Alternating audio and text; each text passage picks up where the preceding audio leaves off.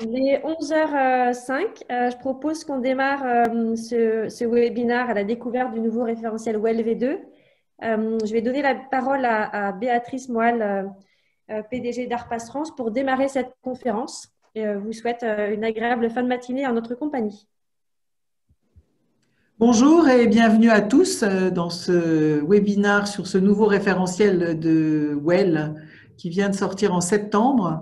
Donc c'est un référentiel auquel on est très attaché parce qu'on le suit depuis sa création. On a eu la chance, enfin j'ai eu la chance d'aller à la Nouvelle-Orléans en 2014 au lancement du premier WEL.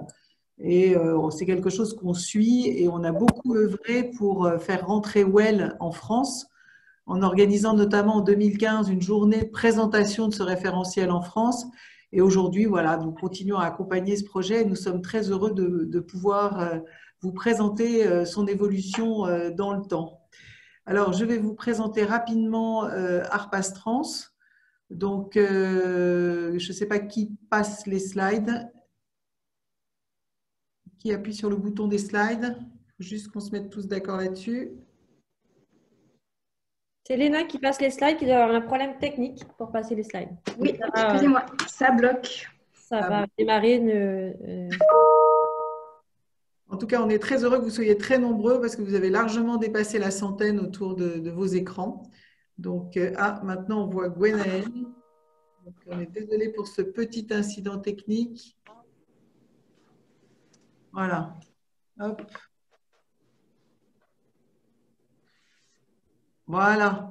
Donc, pour pouvoir vous présenter cette nouvelle version V2, nous aurons autour de l'écran, par ordre de présentation sur la slide, Eleftarios Zacharakis, qui fait partie de IWBI, International Well Building Institute, associé Market Solutions. Donc, c'est l'organisme qui est à l'origine du référentiel WEL. Donc, c'est lui qui nous présentera cette nouvelle version.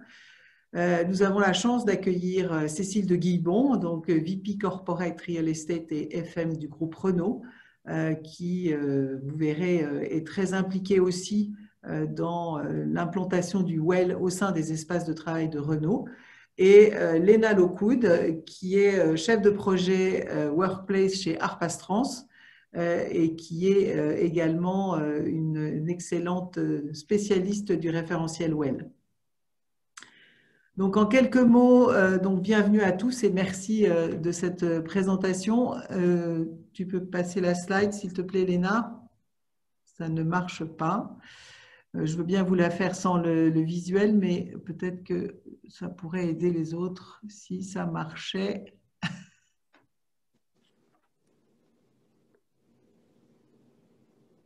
On est désolé de ce problème technique. Ça fonctionnait tout à fait bien jusqu'à 11h02. Donc, c'est des choses qui peuvent arriver. Béatrice, je te propose de faire un a cappella sans slide pour démarrer et peut-être donner la chance à Léna de régler son problème technique. Ça remarche. Voilà.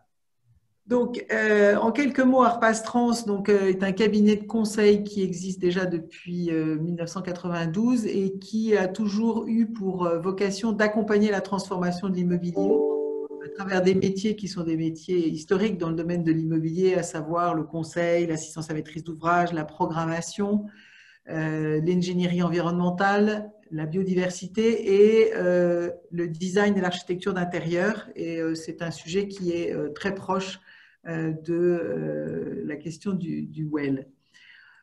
Pour pouvoir travailler à travers sur ces transformations de l'immobilier, nous avons défini il y a maintenant plusieurs années 4 axes de travail qui nous paraissent et qui sont d'autant plus essentiels et d'actualité aujourd'hui, puisque ces 4 axes, c'est la transition environnementale. Nous avons besoin de travailler sur des bâtiments à faible émission de carbone, peu énergivores, et qui aussi s'adaptent au changement climatique. Nous avons aussi donc l'axe de la santé et du bien-être qui est le sujet du jour et de la qualité de vie au sens large pour l'ensemble des utilisateurs des bâtiments. La transformation digitale qui est aujourd'hui totalement liée à la conception des bâtiments et de l'aménagement des espaces et l'impact que ça a sur la conception et cette réalisation des bâtiments et et des espaces de travail notamment. Et enfin, la biodiversité et la biophilie, parce que le vivant doit faire partie de notre environnement et nous travaillons et nous œuvrons pour réintroduire la biodiversité dans la ville de manière à pouvoir continuer à la favoriser et à ralentir, on va dire, son extinction. Donc, notre approche en matière d'immobilier, c'est de penser l'espace bâti comme un acteur de la performance des usages et des utilisateurs et aussi donc, la performance des bâtiments. Je ne sais pas si vous avez réussi à régler le problème. Non, toujours si, vous l'avez réussi. Ah, bravo. Donc, je reprends ici. Faire évoluer l'immobilier face aux transformations sociétales, environnementales et économiques qui sont aujourd'hui nos 3 piliers aussi. Et on s'aperçoit que l'un ne peut aller sans l'autre. Nous travaillons, nous avons une approche qui va finalement de l'homme et de son environnement. Et donc, on sort du bâtiment pour aller à l'échelle de la ville et des territoires. Et on travaille aussi sur la résilience des bâtiments, c'est-à-dire cette capacité des bâtiments à s'adapter aux transformations que nous subissons. Aujourd'hui, nous en subissons une particulièrement intense, on va dire. Et donc, comment est-ce que l'immobilier peut avoir un impact positif ou on-prem ou footprint sur la planète et ses habitants? Donc, Arpastrans, c'est plus de 90 personnes, 90 consultants au service de ces différentes approches. On est organisé en 4 pôles d'activité. Le conseil et l'innovation qui accompagne et qui définit les stratégies et les politiques immobilières, donc qui essaye de projeter ce que sera l'immobilier demain en termes d'usage, comment le digital a un impact sur cette conception et sur cette programmation. Et donc, travailler sur cette expérience qui est à la fois digitale et digitale. On a déjà fait un certain nombre de petits déjeuners sur le sujet. Nous avons un pôle immobilier responsable, donc qui travaille à la fois sur la transition énergétique avec des bâtiments à plus faible émission de carbone possible et le moins consommateur d'énergie, mais aussi, je pense qu'il est indispensable dans le contexte actuel avec le changement climatique de faire que l'immobilier s'adapte à cette transformation de l'immobilier qui est lié au changement climatique, les inondations, les vents violents, les fortes chaleurs, etc. Enfin, donc la biodiversité, on en a parlé déjà tout à l'heure, c'est comment protéger le vivant et capitaliser sur les apports qu'il a pour que la ville soit vivable et désirable, pour faire en sorte que nous ayons une vision écosystémique de la ville et des bâtiments avec l'homme au centre du dispositif. Et enfin, nous avons un dernier département qui est le département design et d'aménagement. On voit bien aujourd'hui la nécessité et l'impact qu'ont les espaces de travail sur notre performance, c'est un véritable outil, c'est un véritable outil de la performance de l'entreprise et c'est aussi un lieu d'épanouissement des collaborateurs. Donc, on a fait un petit focus sur notre offre en aménagement et design d'espace et on voit bien que dans cette question d'espace de travail sont embarquées les questions RH, de change, les questions de digital, les questions de RSE, sur les nouveaux usages. On voit bien aujourd'hui avec cette espèce d'accélération énorme du télétravail, comment rendre nos espaces de travail attractifs pour que les collaborateurs puissent aussi revenir dans les meilleures conditions possibles. Et enfin, nous avons un accélérateur de start-up, donc depuis plus de 5 ans, toujours un petit peu dans la continuité de notre réflexion autour de la santé et du bien-être et donc aussi dans la réflexion sur le well. Nous avons créé un accélérateur de start-up qui s'appelle ImoWell Lab, qui existe depuis plus de 5 ans et nous avons une trentaine de partenaires et plus de 130 start-up accélérées sur différentes thématiques que sont des solutions techniques, des services, sur de la mobilité, sur différentes thématiques qui permettent continuellement d'adapter et d'être au fait de tout ce qui pourrait améliorer ce bien-être par l'immobilier. Et aujourd'hui, dans le contexte actuel, on travaille beaucoup avec nos clients pour faire en sorte que les espaces de travail redonnent de l'envie aux collaborateurs de revenir, de trouver aussi, j'allais dire, des espaces de travail attractifs qui permettent de redonner du sens à leur présence au bureau. Il faut qu'ils soient… finalement, je me faisais la réflexion hier, c'est que l'espace de travail va être le seul lieu de socialisation qu'on va avoir, puisque pour ne plus recevoir des gens chez nous. Donc finalement, c'est au bureau qu'on va pouvoir rencontrer des gens. Donc faire en sorte que ces espaces de travail s'adaptent à ce nouveau contexte. Et enfin, dernier point, Harpastrans est déjà depuis 3 ans une entreprise certifiée B Corp. Donc, ce sont des entreprises qui ont pour objet à la fois le côté économique, bien sûr, mais aussi un côté des objectifs à atteindre en matière environnementale et en matière sociale et sociétale. Donc, voilà un petit peu brosser rapidement la présentation de Harpastrans et je passe la parole à Léna.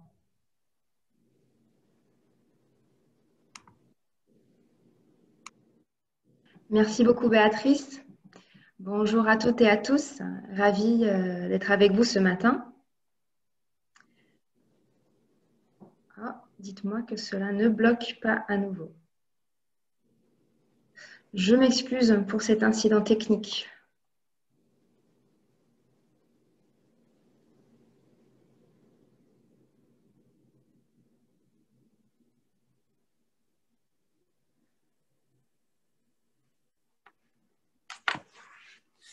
Voilà.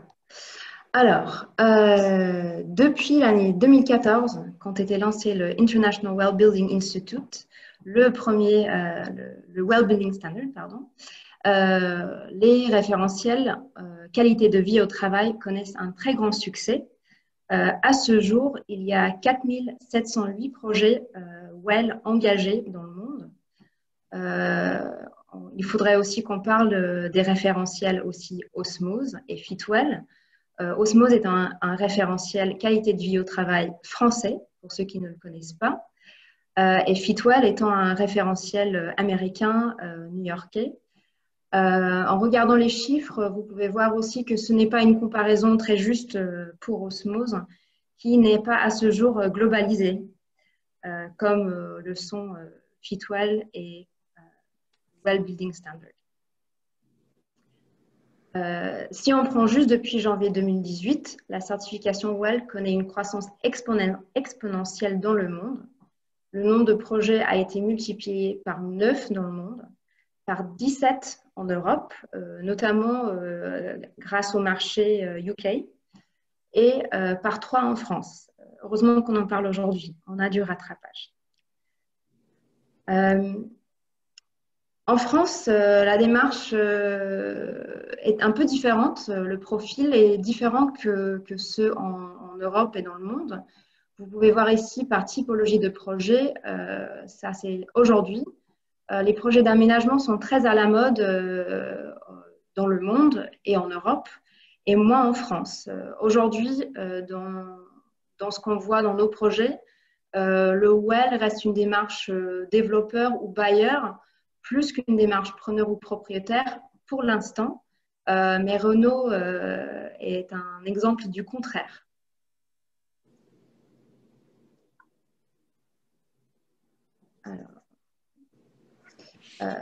Le wellness est en pleine floraison. Selon le rapport de Grandview Research, le marché mondial du bien-être des entreprises devrait atteindre 97 milliards de dollars d'ici 2027. Aujourd'hui, cela fait 82 milliards d'euros. Si ce chiffre vous étonne, sachez que ce n'est pas le chiffre le plus étonnant qu'on a vu, mais c'est le chiffre qui vient d'une société de recherche conservateur et très reconnue.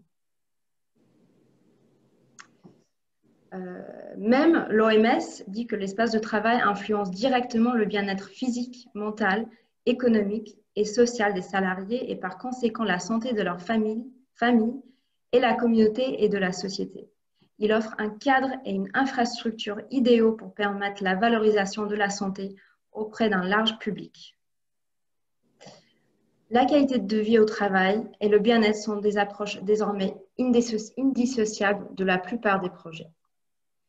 Nous pouvons voir aujourd'hui que les projets d'aménagement et de conception de bâtiments réunissent des parties prenantes autour de la table au-delà de l'équipe projet habituelle, notamment des personnes RH, des collaborateurs pour participer à la co-création et un grand nombre de consultants.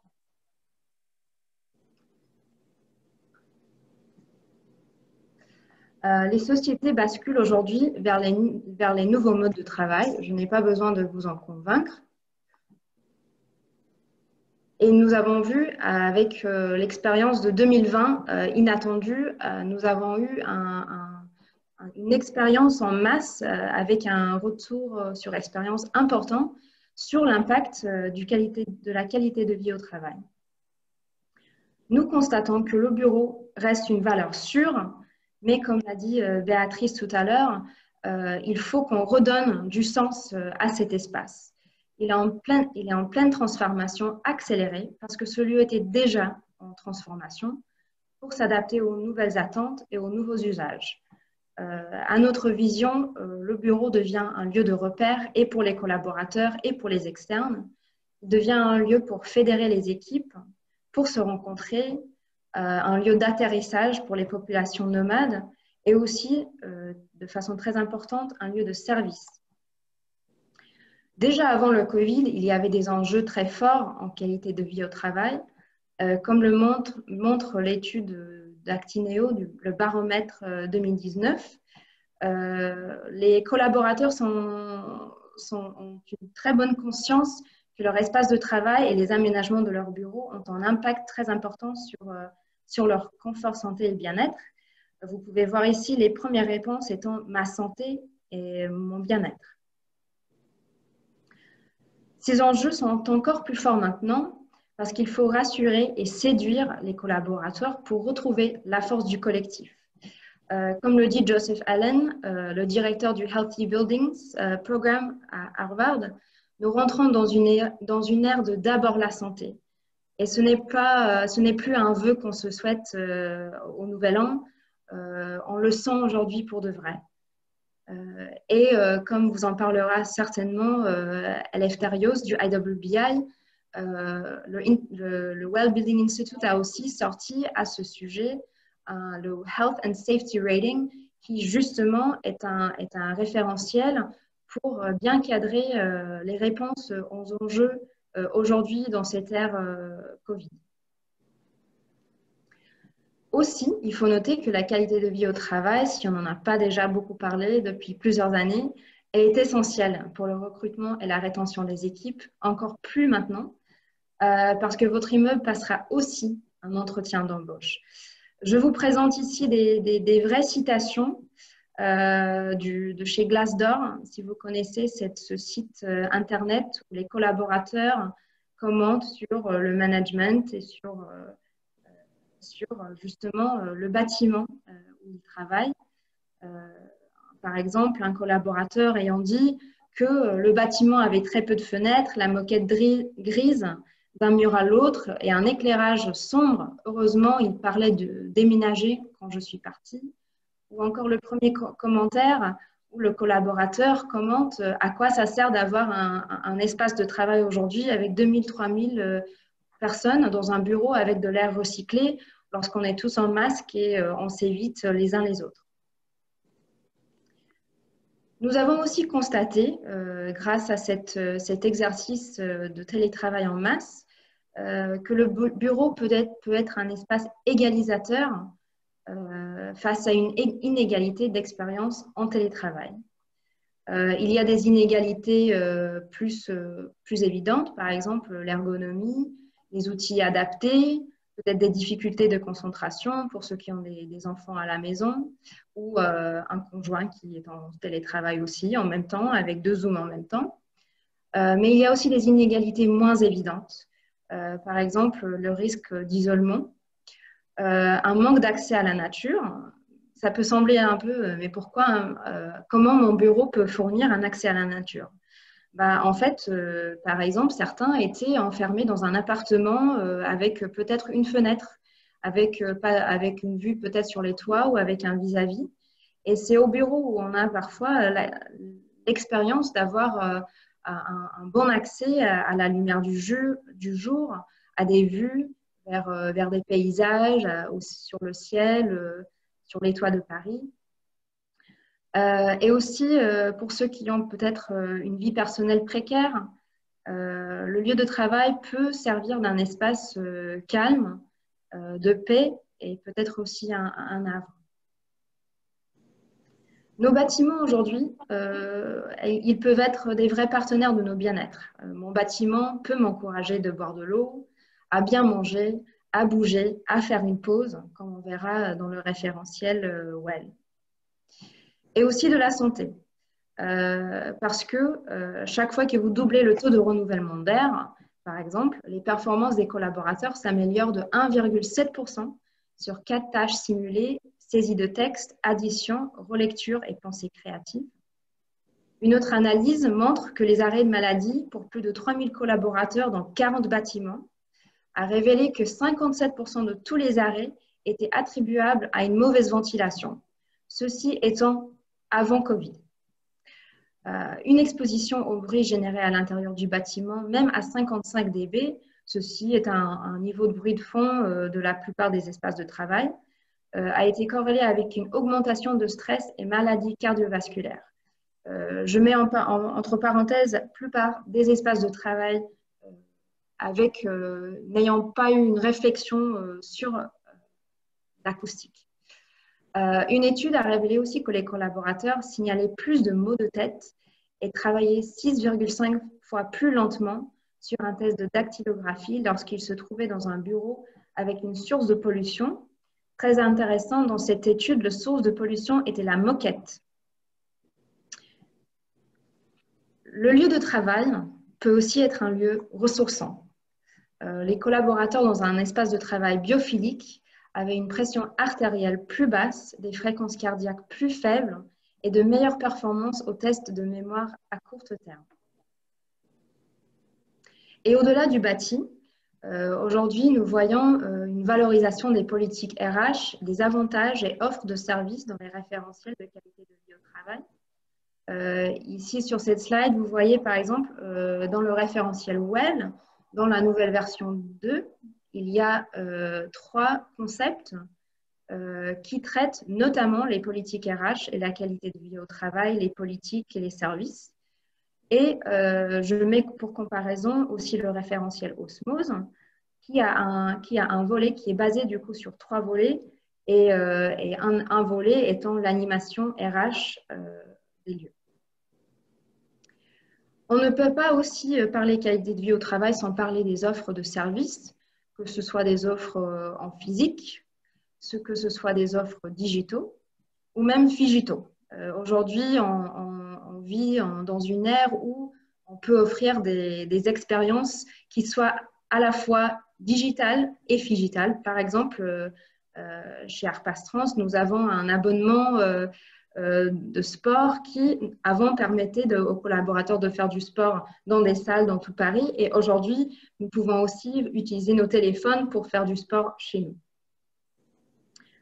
Et tout ça, je vous rappelle, pour en finir avec mon discours, qu'il ne faut pas oublier que les collaborateurs représentent quand même 90% des coûts des entreprises.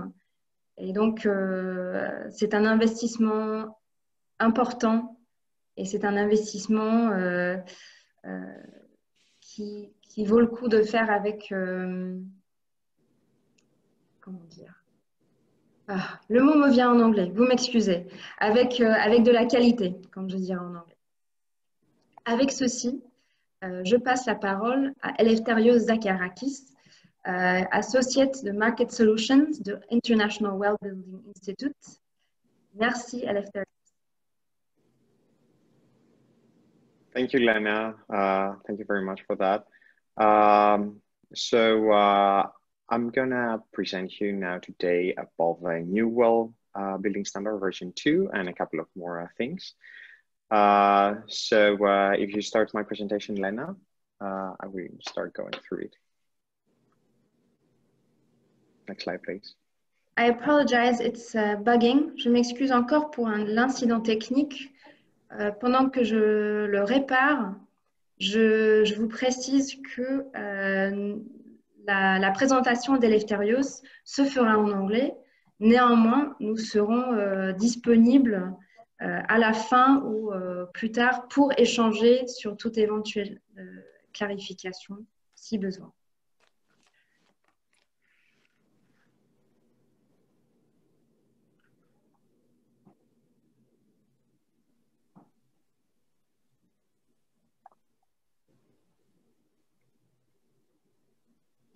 So next slide, please. I'd like to start with thank you for welcoming me here. Just a quick introduction. I'm Eleftherios Zacharakis, based in Gothenburg, Sweden. Even though I come originally from Greece, I'm part of the team, the IWBI team serving the region of Europe, Middle East, and Africa. And you might recognize me from being one of your WELL coaches in your projects. So next slide, please, to see what I'm going to cover today. I'm going to talk to you about the value of healthy buildings, the new graduated version of WELL version 2, what WELL has done in response to COVID-19, and how WELL can support your work with ESG and SDG. So in the next slide, please, I'm going to start. Yeah, thanks, Elena. So, you all know that we spent most of our time actually indoors, and especially the past 6 months, we've been actually almost spending the whole time indoors working from home. And we can actually realize that our buildings and the space we're like living within them are actually playing a huge role in our health. In the next slide, please.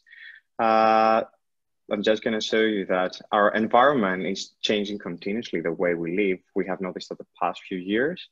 And just change the slides, Lena, in a fast pace. I'm going to just show that the way we see things, the way we work, our culture, the way we eat, and how we grow our food and where we buy it from, the way we move around in the buildings, around the buildings, and so on, is continuously changing.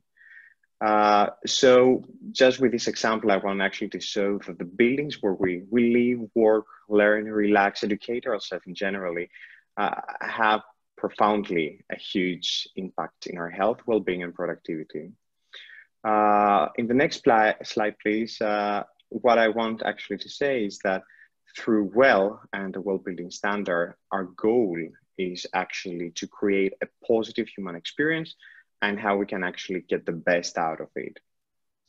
So looking in form of money and capital and investment, investing on people is actually the best investment one can do. If you think about the expenses of a company during the year, almost 1% actually goes to the energy consumption to cover the energy bills and so on. Almost 9% goes to the rent and the operations. And 90% is actually going to the people in form of salaries, benefits. And think about it, if people are actually not in their best and are not performing the best way or are getting sick, that can actually has a large impact on the finances of a company or organization. So the past few years, a lot of researchers have shown that health and well-being, and especially demand for design, for behavioral change and health behaviors, has been ranked first among all the trends around the world. And we have seen the past few years, there is a demand for WELL certification, but even for looking into WELL health and well-being principles specified directly since the conceptual stage and requests for proposals. In a few words, in the next slide, I want to show what are the benefits for like the two ends, the employees and the clients. If you have well at work and if you think about health and well-being aspects, you promote a healthy, focused environment, and you have an increased productivity, improved satisfaction and happiness at work among your people. That actually goes back to the company, since you get to attract and retain top talent, clients and investors. At the end of the day, you promote health to 100% of your employees through these well features. You get your return on investment and your capital, and you're actually the leader of the industry and you're getting recognized about that. So moving ahead, I'm going to give you an introduction of our newly graduated version of WELL. And in the next slide, yes, thank you. I would like actually to give an overview about the company that is behind WELL, the International Wellbeing Institute. It was grounded back in 2014. And since then, after being grounded in the US with our headquarters in New York, the standard has been very well accepted. And until today, we have over 4,300 projects that are registered and certified seeking WELL in over 60 countries, actually 64, adding one country yesterday. And our community consists of over 12,000 well-accredited professionals in over 90 countries. And we're very happy to have experts and recognized staff as well faculties in over 30 countries, experts that are over 200 people. Along them, we have even our WELL advisories and our task force group that I'm going to talk about later on. In the next slide, just want to show the evolution of the WELL building standard. And since it was launched as a pilot version back in 2014, through the years, it got evolved. And in 2018, we got our WELL version 2 pilot. And during the past 2 years, through projects that I got registered and we got continuous feedback, we were having public comments and a series of reviews with our governance body. We were finally happy to graduate it actually a month ago, on the 15th of September, having postponed it for a couple of months due to COVID-19, since we want actually to address this issue as well. So in the next slide, please.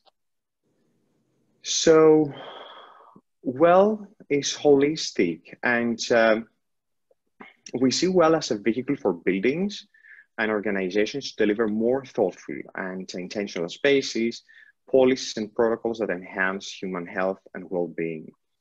WELL is a set of strategies backed by the latest scientific research that enhance human health through design, interventions, operational protocols and policies, and a community fostering a culture of health and wellness with people in the center.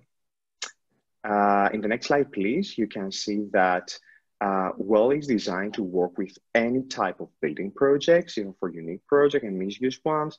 So it's not just for offices, it's for different type of sectors covering education, airports, retail, hospitality, entertainment, and all of them can actually fit within WELL. So in the next slide, please, I would like to start presenting the new WELL experience. So how it works. So projects can earn points based on various policy, design, and operational strategies, and can achieve one of the 4 certification levels. So we have a new certification level that is the bronze one. Before we had only silver, gold, and platinum. And now we have 4. In the next slide, you can actually see that we have now no minimum points per concept for well core as we had before. And we have actually variable minimum points per concept for the well certification that is owner occupied, like well for interiors or well for new construction for a specific client.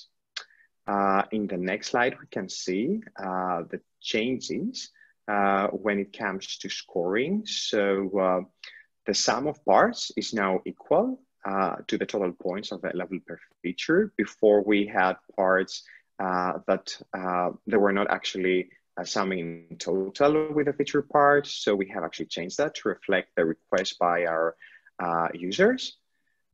In the next slide, we have established a recognized system for base buildings. And we have, in the previous slide, please. Previous slide. Yes, so we have an established way for well core projects that they work well along with well interiors project and how they can actually establish a good collaboration when you have a parallel development.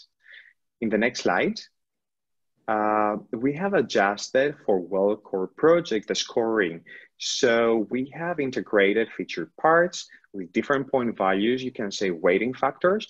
So we recognize specific features that they contribute towards the well principles and health and well-being in the well core project in a different way. In the next slide, we have worked with enhancing the digital standard experience. So we have included metrics that they're actually allowing European projects or projects actually outside of the US to feel more comfortable and have their own metrics. And in the next slide, we have even integrated all of our resources and even well core applicability per project so that you can actually have everything in the same place. In the next slide, you can see that we have even included in our digital standard all the type of resources and tools so that everything is at the same place. So teams do not have actually to go to different places and find them. In the next slide, we have, after 2 years of getting feedback from projects and public comments and so on, integrated new strategies to meet the challenges of today. Like local strategies depending on countries and alternative adherence paths that came in the past 2 years, and even introducing new precondition informed by feedback from the task force when it comes to COVID-19 emergency preparedness. In the next slide, we have adjusted our scorecard that is more dynamic, and we are welcoming all projects to start creating like the project on well online, and they don't have to enroll before they decide to do so, but they can actually start using the dynamic scorecard and see how it works for them. In the next slide, please. So for all projects that they are currently under well version 1 or well version 2 pilot, we have also launched and published the well SkyBridge tool. So that tool can actually help projects to either upgrade their features to features under well version 2, or upgrade the whole project from version 1 or well version 2 pilot to well version 2 in general. And the project can actually still use documentation that they have created by using the well SkyBridge tool. In the next slide, I will talk about specifically how well work with COVID-19. And back in March, when COVID actually started taking over Europe and becoming a global pandemic, we decided, as I mentioned, to launch a task force team. So this task force team with it chairs Dr. Joseph Allen from Harvard University and Christina Gamboa, the CEO of the World Green Building Council, along with over 600 experts and our well advisories. they started working on this topic. In the next slide, you can see what the 2 goals of this task force group were. So the first goal was to inform new guidelines for prevention and preparedness, resilience and recovery, and a tool on how to actually act fastly in response to COVID-19. And secondly, to inform enhancements to the world building standard itself, the version 2, delayed, and see how we can actually develop it in mind, having in mind COVID and other emergent situations. The health safety rating tool was actually the outcome of the first goal. In the next slide, I'm going to show quite fast what the health safety rating is about. So we have 5 themes corresponding to the 10 concepts that the World Building Standard has. And these are the cleaning and sanitization procedures, emergency preparedness programs, health service resources, air and water quality management, stakeholder engagement and communication. In total, there are 21 features, and projects need to achieve at least 15 of these features. We do not have preconditions or optimizations. The projects just need to meet compliance with 15 of these features. One thing to keep in mind is that since this tool was created at the same time that we're trying to enhance the WELL version 2, is that the health safety rating corresponds almost 75% to the WELL version 2. So in the next slide, I'm just presenting these 5 themes and the features under each theme. And you may recognize, until a specific point, some of the features that are part of the World Building Standard, but they have like a different twist. At this point, I would like to say that the WELL Health Safety Rating is an operational scheme, and it does not need an increased capital investment, rather than assessing the current needs of a building or of a space as it's preparing itself for people to go back to work. We have also a 6th theme. We don't really call it theme, it's the innovation part. And we want to recognize projects that they go beyond the scope of the health safety rating scheme, and they introduce new strategies, or they are WELL certified or pre-certified, they have a WELL AP, or they have worked with design aspects into this operational tool and scheme that they come from WELL version 2. In the next slide, that's just a quick way to present the WELL Health Safety Journey. So project can actually check in our webpage the free online standard and explore the criteria to see if their project is something that they would like to enroll. Then customize your approach and work with your documentation, submit for review, and then our third-party verifier GBCI is reviewing it. Once complete and approved, you can achieve your certification, your rating, and the rating is valid for 1 year, and the renewal of the rating is required on an annual basis to reflect the current conditions. In the next slide, once you achieve your certification, you get actually to have a seal on your building or your space, communicating actually that this space was verified and fulfills specific criteria based on scientific evidence that this building is ready to get back to work and welcome its people back. Communication is very important because it's creating awareness. And this is something that we really want to educate people and inform. So there's going to be even a QR code that people can actually scan with their phones and see how this space has actually worked with health safety rating. In the next few slides, I'm going to fastly give you some information about how Well can help you with investing for health. So in the next slide, next slide, please. Well, and the Well Building Standard and all the other products we have are actually supporting companies with their ESG and SDG work when it comes to promote physical, mental health, and social well-being. In the next slide, I show you the products that we offer to work and support your company towards that goal. So through the Well certification of either buildings, interiors, or communities, and the Well portfolio that can actually support an organization as Renault to in a holistic way see the health and well principles over a portfolio and larger number of buildings, and then the Well health safety rating that we talked about before. So in the next slide, the United Nations Sustainable Development Goals that was an outcome from the Paris Summit back in 2015 in Paris gave 17 SDG goals. Each of them has targets. So in total, there are 169 targets.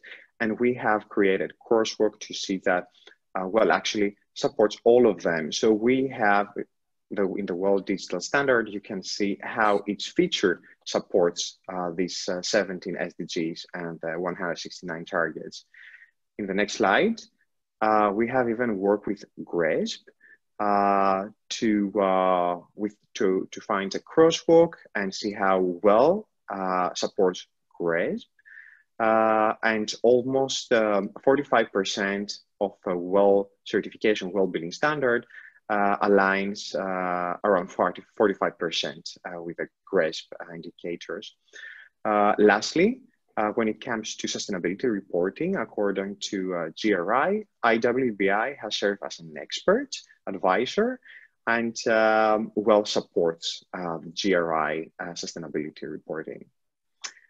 So that was from my part, and I'm happy to answer to your questions after Cécile. Thank you. Thank you so much, Eleftherios. Merci beaucoup pour cette présentation très intéressante. Et comme j'ai dit tout à l'heure, nous restons à votre disposition pour toute traduction, questions-réponses aussi à la fin. Avec ceci, j'ai le plaisir d'annoncer Madame Cécile de Guibon. Merci beaucoup d'être avec nous aujourd'hui. Alors, j'ai une première question pour vous. C'est quels sont les enjeux que représentent les thématiques de confort, santé et bien-être pour un grand occupant, tel que Renault? Eh bien, c'est un enjeu absolument fondamental, hein, puisque nous avons consacré à la qualité de vie au travail, hein, c'est comme ça qu'on l'a qualifié, notre deuxième accord groupe hein, pour l'ensemble du groupe Renault, c'est-à-dire l'ensemble des géographies, tous les pays et tous les partenaires sociaux. Et donc ça, c'était des accords qui ont été signés en juillet 2019, qui sont extrêmement structurants et qui s'inscrivent évidemment dans une dynamique pérenne. Alors, j'ai ressorti pour vous le communiqué de presse de l'époque, hein, c'est pas vieux, hein, c'est il y a juste un peu plus d'un an. Et donc, on est vraiment en cours de déploiement de l'ensemble de ces accords qui guident l'ensemble de nos décisions, nos pas. Et Well en est une traduction concrète, comme je vais pouvoir vous l'expliquer juste après. Mais juste un mot donc, sur ces accords groupes. Hein, donc, cette dynamique pérenne qui aborde de nombreux aspects de la vie au travail et plus particulièrement ceux qui permettent aux salariés de conjuguer performance et bien-être. Cette dynamique qui engage l'ensemble des salariés s'appuie sur 5 leviers fondamentaux, un dialogue sur l'évolution du monde du travail, un système de management collaboratif, un engagement durable pour l'inclusion, un équilibre des temps de travail, et des temps de vie, et l'adaptation du cadre de travail. Donc vous voyez que dans ces 5 leviers qui constituent en fait les 5 grands chapitres de ces accords, auxquels nous avons évidemment fortement collaboré en tant que direction de l'immobilier des services généraux du groupe, pendant plusieurs mois d'affilée. Et bien, dans le cadre de ces accords finalement signés et diffusés très largement en juillet 2019, et on était d'ailleurs le premier groupe mondial à avoir signé de tels accords, eh bien, il y a 2 des 5 chapitres, 2 des 5 leviers qui nous concernent très directement, puisque l'équilibre des temps de vie, c'est très lié à toutes ces notions de télétravail, qui, comme on l'a dit, se sont énormément accélérées ces derniers mois avec le confinement, et l'adaptation du cadre de travail. Donc, on est complètement en ligne avec ces accords groupes qui sont portés par la direction des RH, auxquels nous sommes d'ailleurs attachés en tant qu'immobilier services généraux. Merci beaucoup. Et pourquoi avez-vous besoin d'une certification en matière de santé, sachant que Renault est déjà ISO 28 000?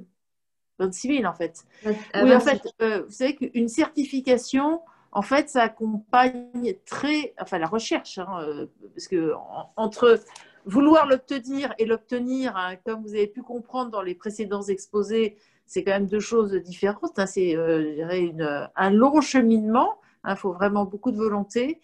Mais du coup, le fait d'avoir effectivement cette recherche de certification, ça nous accompagne vraiment efficacement et ça aide vraiment à structurer notre démarche. Donc, en 2012, on avait décidé de décrocher un autre label, qui était le label ISO 26 000. On a atteint un niveau exemplarité, 850 points sur 1000. Et du coup, on a décidé de passer à d'autres enjeux et d'autres labels. Mais ça a beaucoup structuré. C'était un label qui visait l'économie circulaire, l'économique, l'environnemental et le sociétal. Et c'est vraiment resté dans notre ADN. Donc moi, je recommande beaucoup le choix d'un label. Quand on a une vraie volonté et qu'on veut que ça se traduise concrètement dans les faits, c'est aussi ça que je voulais dire à propos de toutes ces notions dont vous avez d'ailleurs très bien parlé, pour moi, ce n'est pas du tout des effets de mode et ce n'est pas du tout des choses superficielles. On adresse vraiment des sujets fondamentaux et je dirais même vitaux de l'être humain, et vous en avez très bien parlé, donc je ne reviendrai pas sur tout ce que vous avez dit, mais j'adhère entièrement à cette démarche très, très engageante pour décrocher ce label. Et sans être trop pointu, pourquoi avez-vous choisi la certification WELL en particulier? En fait, quand on a lancé toute la rénovation du Technocentre, qui est le premier centre R&D d'Europe, avec 400 000 mètres carrés construits, 12 000 personnes qui viennent y travailler, eh bien, il n'y avait pas vraiment de choix important. Donc, on s'est tourné vers... et je vois d'ailleurs que ce qui s'est passé ensuite, j'étais très impressionnée par les courbes que vous avez montrées. Mais je vois que d'autres nous ont suivis, donc c'était sans doute un très bon choix que nous avons fait. Donc nous, on a vraiment voulu, vis-à-vis de l'ensemble des collaborateurs de Renault, vis-à-vis des IRP, des instances représentatives du personnel, montrer à quel point, encore une fois, ce n'était pas juste des mots et des vœux pieux, mais que ça se traduisait dans les faits. Donc on a très naturellement choisi WELL. Pour cela, on le verra tout à l'heure dans le monde, puisqu'on a vraiment une démarche de référentiel, de différents guidelines politiques qui s'adressent à tous nos sites dans le monde, alors qu'on ne peut pas évidemment tous faire labelliser en même temps, mais au gré des opérations immobilières de restructuration, de rénovation, de nouvelles implantations, avec en plus la variété des niveaux gold, platine, silver, core, etc. On a vraiment trouvé que WELL répondait bien à nos ambitions. Très bien. Et pour ceux qui ne le savent pas, Renault est engagé dans la démarche WELL Portfolio, c'est-à-dire ils sont dans une démarche globale, harmonisée de leur approche WELL. Pourquoi Renault s'est engagé dans cette démarche WELL Portfolio? Comme je viens de vous le dire, nous, on a une approche vraiment de cohérence groupe, de sentiment d'appartenance, de recherche d'adhésion de l'ensemble des collaborateurs. La première question portait justement sur un accord groupe. Donc, c'est vraiment à cette échelle-là que l'on considère que les choses doivent bouger. Il n'y a pas de citoyens de deuxième zone. Hein. Tous les pays doivent progresser et c'est comme ça qu'on regarde que ce soit les résultats des enquêtes de satisfaction des collaborateurs partout dans le monde. On essaie vraiment que chacun progresse et tende vers un niveau optimum de qualité de vie sur les sites de Renault. Cela veut dire beaucoup de choses pour nous. Donc, de manière très concrète, par exemple, ça touche à l'amélioration de la qualité de l'air. Hein, ça, c'est vraiment important. Donc, on veille au débit d'air neuf, hein, qu'il soit vraiment bien dimensionné, à tout ce qui est confort thermique. Il faut évidemment trouver un bon compromis avec la réduction énergétique. Le confort acoustique est également très important et la luminosité. Une dimension importante au sein du label Well, c'est tout ce qui tourne autour de l'alimentation, puis aussi tous les distributeurs automatiques, hein, on en a beaucoup chez nous, avec également les fontaines d'eau. L'ergonomie et tout ce qui a trait au changement de posture, on en a parlé sur les postes de travail, et sachant qu'aujourd'hui ils sont très variés entre les postes individuels et les postes collaboratifs, tout ça fait l'objet d'une attention en particulière. Le label Well inclut également d'autres dimensions comme bien prévoir tout ce qui est locaux, vélo, les douches, les vestiaires, les work cafés, les zones de détente, enfin pour que l'ensemble du site soit vraiment propice à une très bonne expérience. Hein, c'est le thème consacré. Le terme consacré, j'aime bien ce mot-là, de l'expérience salariée. On a beaucoup parlé de l'expérience client et je crois que nos sites doivent vraiment procurer une expérience satisfaisante et vraiment travailler l'attractivité. Hein. Béatrice Moal en a très bien parlé en introduction, donc c'est vraiment dans cette ligne-là tout à fait qu'on s'inscrit. Donc on travaille évidemment en liaison extrêmement étroite avec les ressources humaines, bien sûr. Hein. Cet accord cadre monde qualité de vie au travail est porté par les RH, également le service médical, les équipes HSE et tous les différents partenaires, ils sont nombreux, qui partagent cette approche. Si je peux me permettre, ayant travaillé avec vous, Renaud, sur ce sujet, Renaud déjà a beaucoup de politiques, de démarches, de services, de choses à mettre en valeur, et le Well a vraiment permis aussi de mettre en valeur tout ce qui était déjà mis en place avec 2600 et aussi, comme vous venez de citer, je vois que la mise en place de Well aussi a accéléré la prise en compte d'autres atouts et de développement. Et je voulais vous demander quel est aussi l'impact sur la valeur de vos actifs? Très clairement, ça concourt à améliorer leur valorisation et puis aussi leur liquidité. Aujourd'hui, on est dans un monde qui s'est très fortement financiarisé. Il y a une multitude de solutions pour mettre en place des financements structurés, avoir recours à des investisseurs, que chacun joue vraiment son rôle. On a besoin de capacités d'investissement très importantes pour mettre à niveau nos sites, pour les transformer. Et du coup, le fait d'avoir vraiment des sites prime, labellisés, c'est d'une très grande aide pour convaincre nos partenaires, les investisseurs, de notre volonté, de notre stratégie, de notre ambition, qui se traduisent très concrètement dans des bâtiments certifiés. Merci beaucoup, Madame Le Guibon. Je vous remercie très sincèrement. Je me permets, il est déjà 12h04, je me permets de... Est-ce que ça bug? Ah, voilà. Je me permets de conclure notre séance en vous parlant un tout petit peu de nos retours sur expérience dans la Well V2. Elle est plus adaptée en termes d'entrée et d'usage, plus fluide. C'est-à-dire que nous trouvons cette nouvelle version du référentiel plus équitable. Il y a de nouveaux points visant l'inclusif, par exemple en intégrant le Universal Design, et l'accessibilité. Et puis la nouvelle tarification rend le référentiel plus accessible pour des projets dans des pays en développement, pour les projets à visée sociale et publique.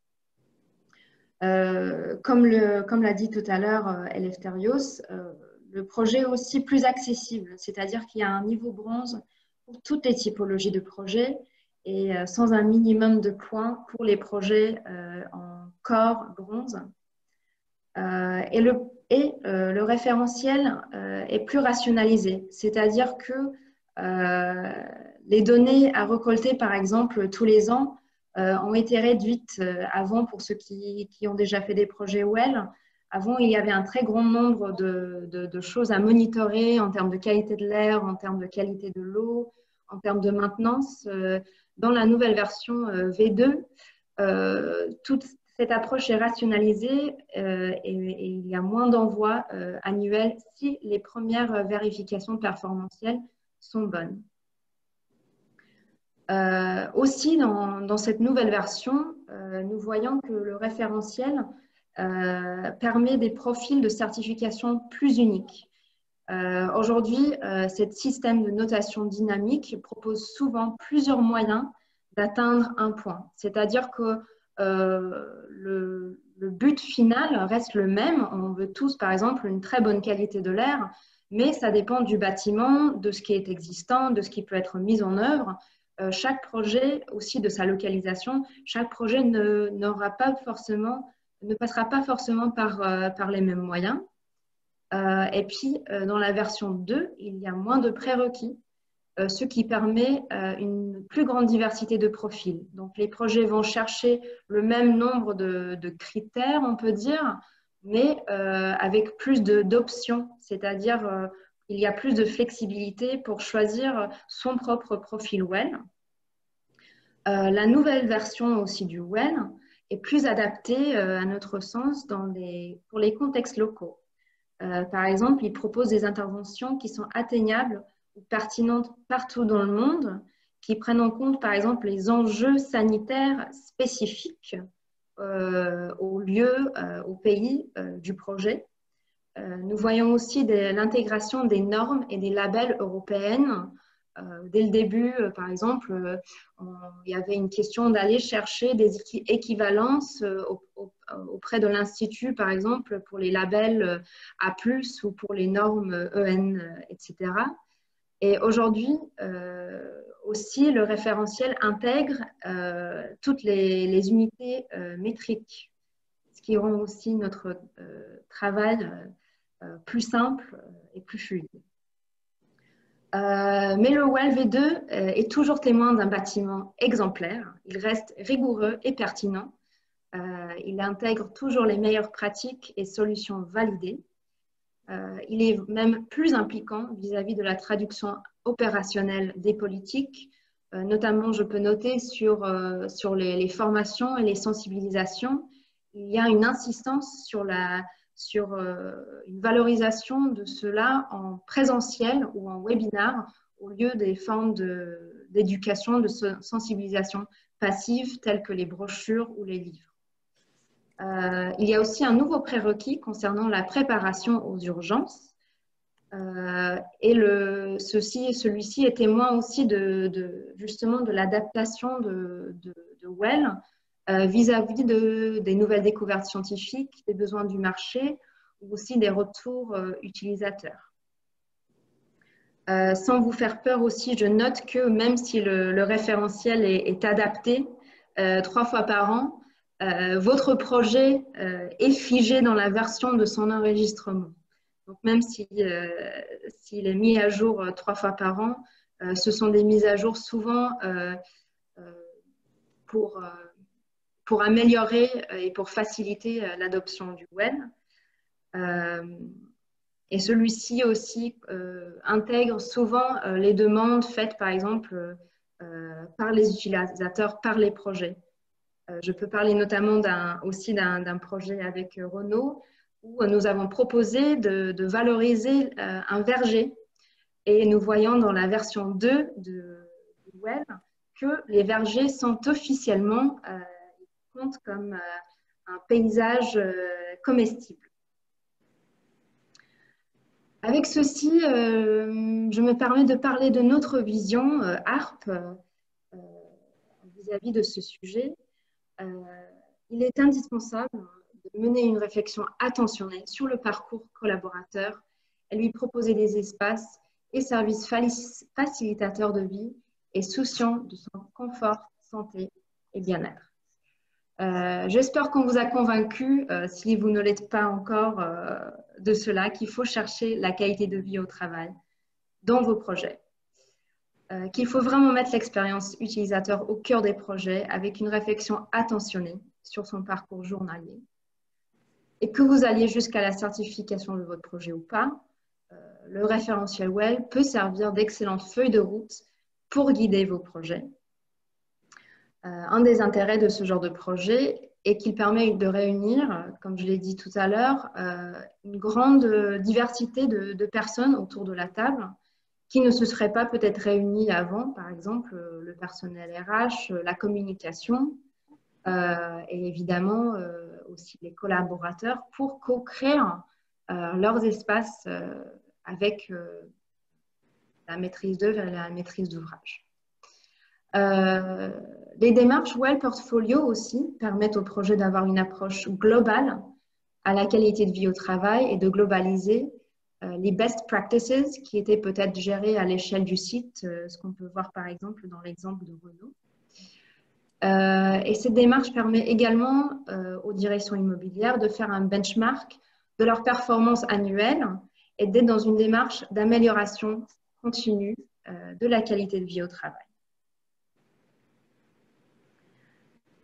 Nous, en tant que Arpastrans, nous sommes là pour non seulement vous parler aujourd'hui du WELL, mais aussi de réfléchir avec vous et de vous accompagner, par exemple, dans une programmation de qualité de vie au travail, dans le design des espaces de travail responsables et confortables, aussi en tant qu'AMO certification, en tant qu'ingénieur pour faire vos études, pour vous accompagner, et aussi en tant que consultant et aussi en tant qu'audit WELL. Nous sommes aujourd'hui un cabinet agréé auditeur auprès de de GBCI, qui est l'organisme tierce partie qui certifie les projets WELL.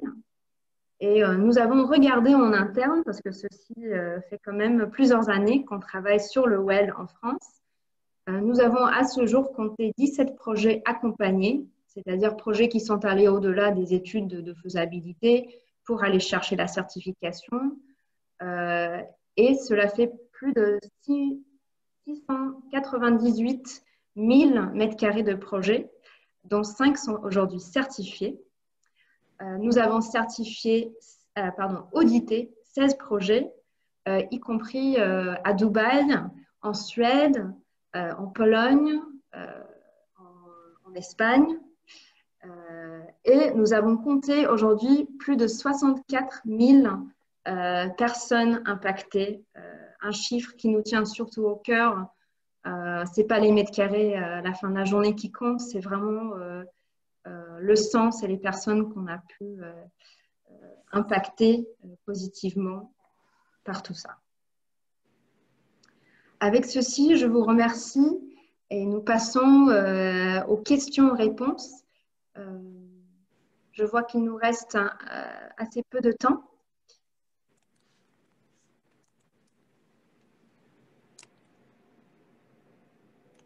Je me permets j'ai fait le suivi des questions, donc il y a un certain nombre de questions auxquelles je pense je peux soit aider à répondre ou donner la parole à un de nos intervenants.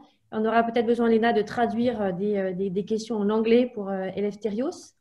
Il y a une question qui a été posée au début de la conférence, c'est pourquoi si peu d'intérêt pour cette certification en France? C'est une des premières questions qui a été posée. La réponse que je peux apporter en tant que moi-même WELL-IP de la première heure, puisque j'ai eu la chance d'être à la Cleveland Clinic pour écouter les docteurs qui ont participé à l'établissement de ce référentiel et donc ai suivi de très près la courbe de croissance des certifications WELL en France. La certification WELL a été très présente en France puisque le marché français est resté un des premiers marchés européens de WELL pendant de nombreuses années. Donc, il s'avère aujourd'hui que, comme le montre le chart de l'ENA, la progression en Europe du nombre de bâtiments engagés dans la certification WELL a été multipliée par 5 en Europe et par 3 en France. Et je pense que ça démontre le développement en termes de pays de IWBI, mais pas une baisse d'intérêt pour cette certification en France, qui, je crois, trouve son marché chez de grands occupants, de grands utilisateurs comme le groupe Renault, comme Madame de Guilbault nous l'a bien présenté tout à l'heure, mais également chez d'autres clients que nous accompagnons, qui sont les professionnels de l'immobilier, les foncières ou les promoteurs dans le cadre de leurs projets, à la fois à l'échelle des quartiers et à l'échelle des bâtiments, et on l'espère de manière encore un peu plus importante demain, d'aménagement intérieur. Je pense que c'était le commentaire que faisait l'ENA, c'est que là où peut-être la France a un petit écart par rapport à ses voisins, c'est sur le développement de cette certification pour l'aménagement intérieur. Et nous engageons tout le monde à aller jusqu'au bout de la démarche et à bien faire un bâti qui soit conforme aux enjeux de santé et de bien-être, mais d'aller jusqu'au poste de travail, puisque c'est là aussi que l'expérience utilisateur se fait, c'est au poste de travail. Voilà ma première réponse. Et Elefthérios, je suis désolée si tout le contenu de ma réponse ne pourra pas être traduit en anglais, sinon on va perdre trop de temps. On a une autre question qui concerne la question alors attendez, je reprends les questions parce que du coup, donc il y a une question qui concerne l'intérêt d'adosser un label comme WELL à des outils de mesure et de financiarisation de la valeur d'usage et de la QVT des bâtiments, avec un exemple qui est donné. Je pense qu'en effet, aujourd'hui, arriver à la mesure est quelque chose qui est très demandé par le marché. Il y a aujourd'hui un certain nombre d'outils qui existent en matière d'outils d'enquête de satisfaction ou d'autres mesures qui vont permettre de donner une valeur qui serait pendant la valeur verte des bâtiments qui vont rechercher une performance d'usage en matière d'énergie et de carbone. Donc, je pense que tout le monde cherche un peu ce Graal de comment on fait pour additionner ou multiplier ou faire d'autres formules qui font les bénéfices d'une bonne qualité d'air, d'une bonne qualité acoustique, d'une bonne qualité en matière de lumière, d'une bonne qualité de service, d'ergonomie, de lien social. Et je ne vais pas refaire la conférence, même si j'en aurais très envie, pour participer à ce débat qui me tient beaucoup à cœur. Peut-être que sur cette question de la valeur d'usage et des outils de mesure, Madame de Guilbault, il y a des éléments que vous souhaiteriez partager avec les personnes autour de, j'allais dire la table, mais qui est plutôt plusieurs ordinateurs. Alors, des mesures, c'est ça? Vous me parlez de… Vous me demandez… Je pose la question de l'intérêt des outils de mesure et de corréler avec la valeur d'usage des bâtiments. Et ma question, pour moi, c'est absolument indispensable de pouvoir mesurer. On a en plus la chance d'être dans un métier dans lequel on a quand même énormément de choses à mesurer. Alors évidemment, il ne faut pas mesurer n'importe quoi, n'importe comment, mais c'est le seul moyen. Hein. Donc j'ai parlé de quelques indicateurs, hein, qualité de l'air, confort thermique, confort acoustique, luminosité, ergonomie, etc. Il y a bien évidemment que le label WELL, ce n'est pas du tout que des concepts, et c'est évidemment des mesures régulières, car c'est vraiment le seul moyen de voir le niveau qu'on atteint, de s'assurer de la progression. Je pense que ce qui est très, très important, c'est vraiment d'avoir à l'esprit que ce n'est pas un point d'arrivée, un label. Un label, c'est plutôt un point de départ, c'est de se dire que on choisit une certaine logique. C'est un système, un label, c'est un système de beaucoup de choses qui sont interconnectées. Et toute l'idée, c'est ensuite de faire vivre un site et d'avoir toujours, tout à l'heure, je vous parlais de l'ADN que nous avait procuré la norme ISO 26000. Voilà, il faut être habité d'un certain nombre de préoccupations. Hein, il faut et surtout pas décorréler toutes les actions que l'on est en mesure de faire, les décisions qu'on est en mesure de prendre de cette démarche globale dans laquelle on s'inscrit. Donc, c'est vraiment une question d'acculturation des acteurs. Donc, je crois qu'aujourd'hui, on se donne les moyens de communiquer. C'est très, très important. Ça fait complètement partie, je dirais, des atouts, je pense, d'un label, c'est de pouvoir avoir des axes de communication, des supports de communication et de pouvoir expliquer. On ne fait jamais assez de pédagogie et d'explication. Nos métiers, bon, je pense que beaucoup de gens se rendent compte à quel point ils nous passionnent, hein, mais il faut savoir partager cette passion, se mettre à la portée de nos interlocuteurs qui découvrent, qui ne sont pas du tout des experts, des sachants. Et donc, il faut vraiment trouver des points d'accroche aussi pour susciter leur intérêt. On est abreuvé de communication en tout genre. Donc, je pense que le label Well a aussi cette mission qui est de créer un lien, un axe de communication entre tous alors, je ne sais pas comment les appeler, nos clients, nos résidents, nos utilisateurs, les collaborateurs des entreprises, sans oublier évidemment les visiteurs, puisque sur un site, on a aussi beaucoup de visiteurs extérieurs ou d'autres sites ou d'autres pays. Donc le label doit aussi porter cette stratégie, cette volonté et la mesure, avoir des éléments de mesure de la façon dont se traduisent les choses, pour surtout pas rester au niveau des principes et des concepts, et évidemment indispensable, c'est partie intégrante de l'intérêt d'un label. Merci, merci beaucoup. Je vais prendre 2 questions. On a pas mal de questions, ça va être compliqué dans le délai qui va être imparti de répondre à toutes, mais nous sommes disponibles pour continuer ces échanges après sous un mode plutôt de mail. Peut-être une question parce que c'est une nouveauté et ça fait partie des éléments qui ont été évoqués par Eleftherios sur donc le nouveau programme, le LC Safety Rating. Et donc, il y a une question qui demande is this new standard, the LC Safety Rating, linked and included in the WELL V2 program? Yeah, so thanks for the question, Gwanel. So the WELL Health Safety Rating is a rating and not a certification, as the WELL certification is. However, since WELL version 2 got delayed to get loans back in March, and Task Force was actually working at the same time to include ways that WELL version 2 could actually address emergency responses as COVID-19. As for the WELL Health Safety Rating, that it was like the first goal to create guidelines to help like operational existing buildings to open and get people back to work. They have an overlapping, almost 75% of the 21 features of the WELL Health Safety Rating are similar to the WELL version 2. So projects actually working with WELL version 2 can, in a very good alignment, work at the same time with WELL Health Safety Rating. Another thing is that projects that are already registered under WELL version 1 or version 2 pilot or version 2 do not have to pay any fees for the WELL Health Safety Rating if they submit for documentation review of both the certification and the rating at the same time. So this is something very unique and interesting for every project that are registered under one WELL version to enroll to the WELL Health Safety Rating.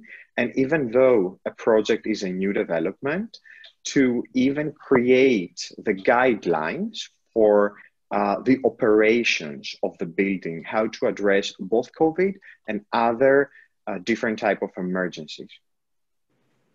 Thanks a lot. Léna, on a plusieurs questions, dont une qui serait passionnante pour toi, qui est celle des matériaux, puisque c'est un des sujets qui te passionne tant d'un point de vue circulaire que d'un point de vue de santé.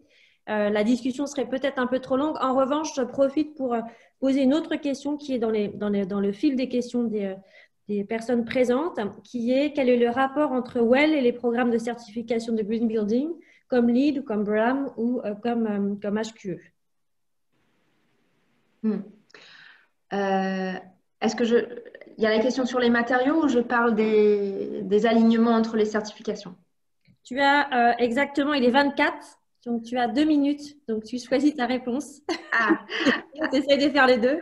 Alors sur les matériaux, j'invite la personne à m'envoyer un mail où on pourrait échanger par téléphone. On continue parce que je pourrais en parler 2 journées.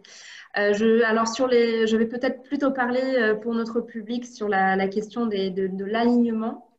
HQE, par exemple, BRIAM, LEED, Aujourd'hui, les référentiels, pour vous rassurer, sont en train de se parler. C'est-à-dire, il existe même des ententes, par exemple, en cherchant des points sur un projet BRIAM, on peut valoriser certains points en équivalence sur un projet WELL.